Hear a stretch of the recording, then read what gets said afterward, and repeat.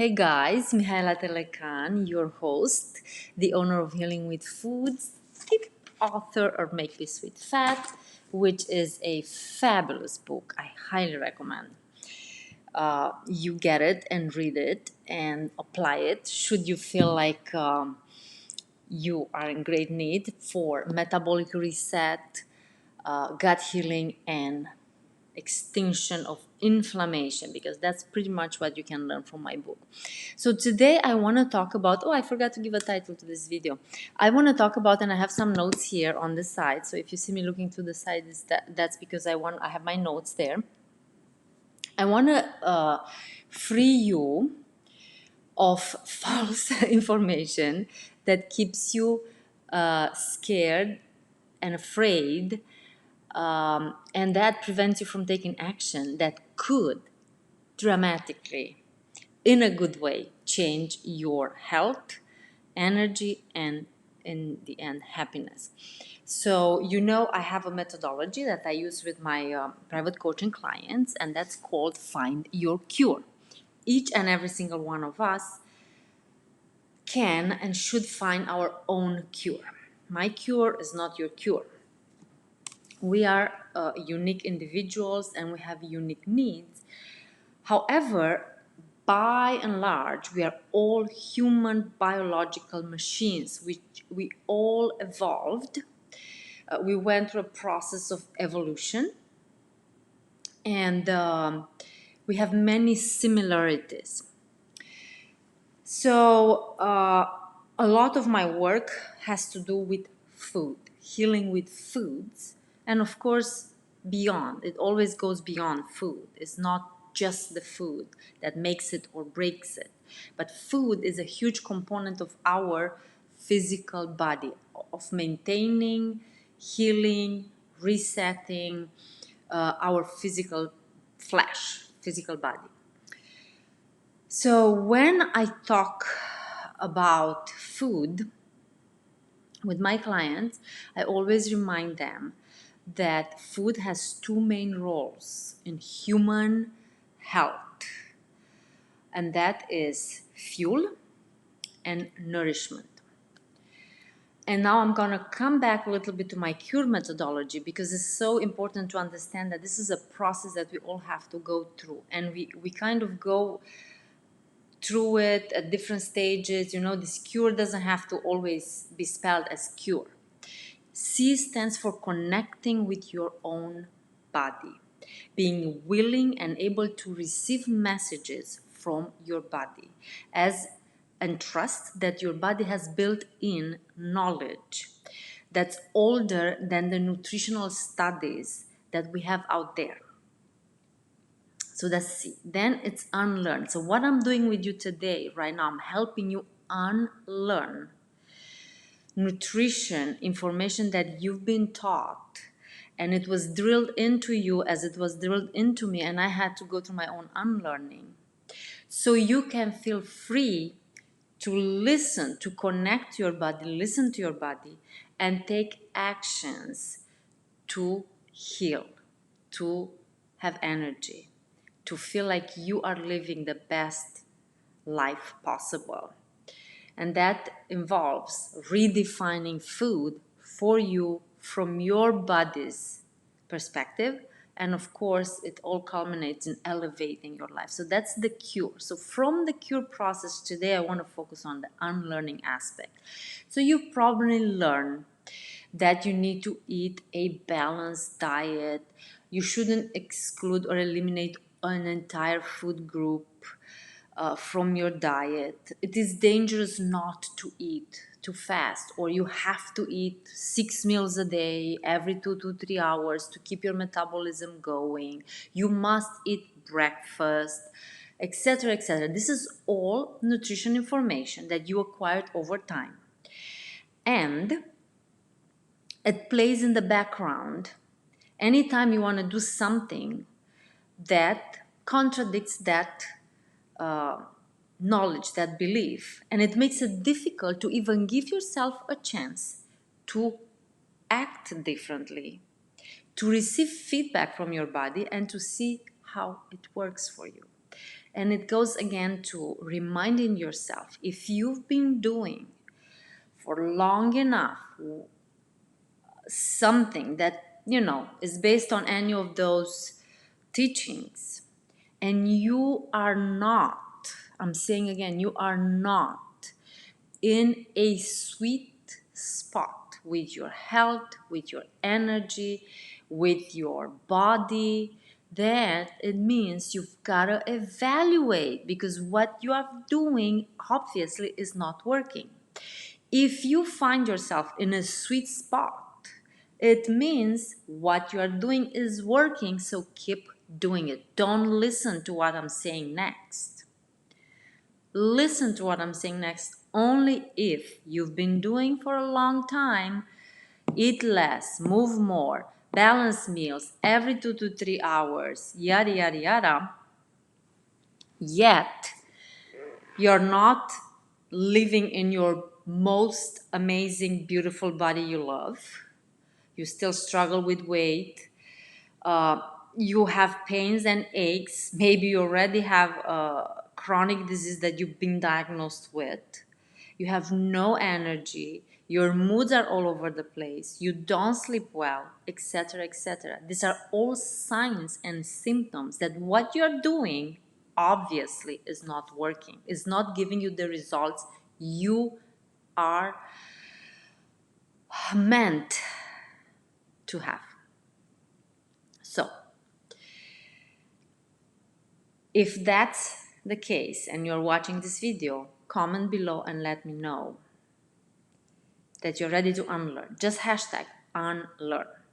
And this is what I want you to unlearn. Food,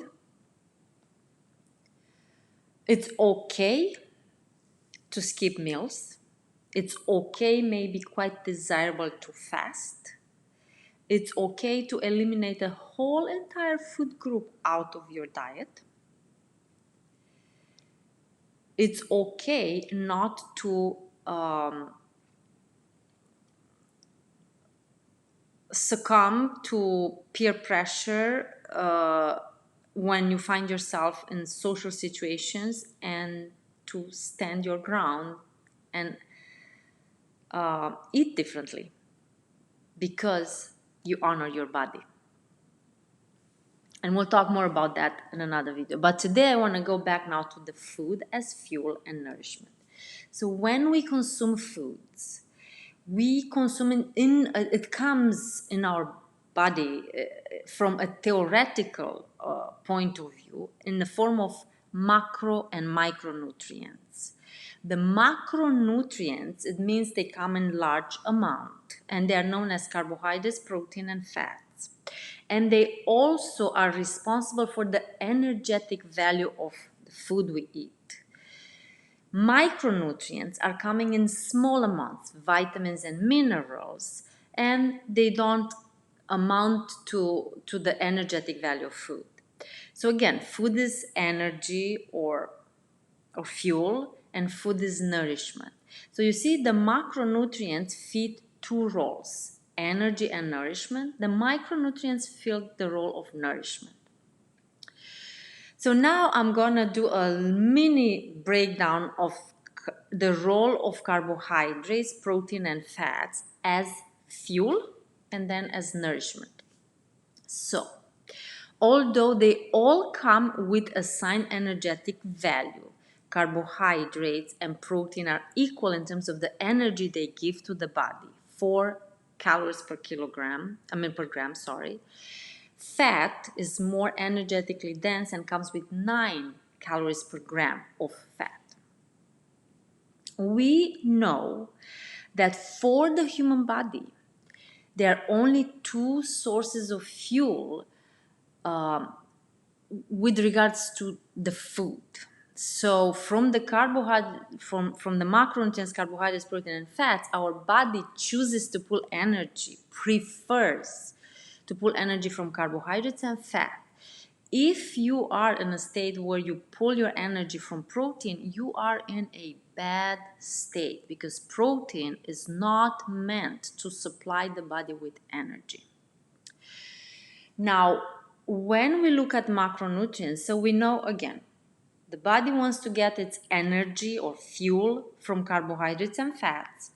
Protein has a different role, mainly is structural. Protein comes in the form of amino acids, that's the building blocks of proteins, and that's the building blocks of our body. Your hair, your skin, your muscles, your cells, your hormones, your enzymes are all produced using amino acids. And so that's the main role of protein. Now, we also have to look at macronutrients from a point of essentiality. What it means, what it means, that's a good one. Some macronutrients are essential. In other words, we have to take them from our diet because our body cannot manufacture them. We are biological, electric machineries. We can and we do manufacture a lot of stuff, but some we can't, and we rely on an external source. And when it comes to what's essential for us to get from our food, it's very much dictated by our evolution here on Earth, and our evolution as humans, separation from other animals. And those are essential amino acids, so that fits in the protein macronutrient, and essential fatty acids, omega-3, omega-6, and that fits into the fat macronutrient. As you can see, carbohydrate as a macronutrient does not have an essentiality component. In other words, if you were not to have access to carbohydrate, or if you choose not to consume carbohydrates, you can live and thrive with no problems. Why is that? We are adapted to do that. That's how we survived. That's how we evolved as marvelous human beings. Because our body is capable of producing its own glucose, its own carbohydrates. Specifically, from a fuel perspective, I'm referring to glucose, because glucose is the unit that fuels the body, that gives energy to the body. So, you see, the body requires energy. It gets it from food, mainly from carbohydrates in the form of glucose, and fat in the form of fatty acids, and the conversion of fatty acids ketone bodies. Protein comes as a nourishment element, not as an energy generating element. It nourishes, it builds up the body. Fats and proteins are essential, therefore we must consume them. Carbohydrates are facultative. In other words, if you eat some carbohydrates and you happen to be a good carb burner, insulin sensitive or responsive, very physically active, you may be thriving, having energy, having ideal body weight, no disease, no inflammation. You are one of the few people that live on Earth today. The majority, I would say about 75% of the population has difficulty metabolically dealing with carbohydrates as an external food source. Therefore, they are obese or overweight, diabetic or pre-diabetic, metabolically broken, inflamed, at risk of developing, if they didn't already develop, cardiovascular disease, cancer, and other inflammatory conditions, including autoimmunity. I know it sounds like a lot to say that carbohydrates are responsible for all of this, but in great part, yes, the way we eat today, a diet that's super rich in a fuel that our body does not require because it can produce its own, yes, it's a huge contributing factor to the state of the health of our population, globally speaking, and especially here I'm talking United States because that's what we know better. So what does it mean if you were to see food as fuel and nourishment? And if you understand, if you are willing to unlearn the fact that these giant macronutrient known as carbohydrates is actually not required, not essential. I mean, no, I shouldn't say that. It's required, but it's not essential. That gives you the permission to say, you know what? I am going to exclude all carbohydrates, food sources of carbohydrates from my diet, allow my body to produce its own glucose, give my body nourishment in the form of protein, and we are talking animal protein here, and get my fats and my essential fats with the meats I consume, not vegetable oil fats. And allow your body to give you feedback on this. Do this for a month. Unquestionably. I mean, do it, put the blinders on and stay away from all sources of carbohydrates. And when I say this, I invite you to think of carbohydrates that absorb primarily as glucose, that have an insulin effect on your body. They require your body to generate insulin in order to metabolize them. So here you have your starches, you have of course your sugar, whether it's natural like from fruits or it comes from bread because it's still sugar, right? Glucose, your legumes. So you would basically make your only carbohydrate food sources the non-starchy vegetables that grow mainly above the ground, and then you would have also animal protein and the fat that comes with. So you would have to also unlearn not to be afraid of saturated fats and cholesterol. We'll talk about that another time. Do this for a month and let me know what happens, and then we can talk further. If you have any questions about what I discussed today, please post them, comment below. And again, if you feel like you need to unlearn, use hashtag unlearn below. And I'm going to recap one more time. So begin. So this is part of redefining food. Begin to look at food as fuel and nourishment. Know what fuels your body. Your body is fueled by glucose, fatty acids, and ketone bodies. You don't need glucose because your body can produce it. Therefore, you don't have to eat bread and potatoes and pasta and beans and lentils and bananas and pineapples and all that. You don't have to, not at all. I give you permission not to, and you can skip a meal and you break your fast when you feel hungry. It doesn't have to be 6 a.m. in the morning, not at all. Then you get your nourishment from your good source animal protein, nose to tail, preferably bought at from local farmers that have the animals on free range, pasture raised, all that. And then of course you take in your good animal fats that come naturally with the meats you consume. And you stay away from vegetable oils like canola, corn, soybean, all of that. And here you have it. High five, ready to reduce inflammation, to reset your metabolism, to drop some weight, to suppress crazy cravings and appetite out of control, heal the gut. It covers all of that, guys, all of that. So I'm super excited to share this with you. I feel like it's important for you to understand this. Once you understand this is so much, and not only to understand, to be willing to unlearn everything you've learned so far, it's going to be so much easier for you to take actions. If you like to have support in doing all of this, I'm just one message away.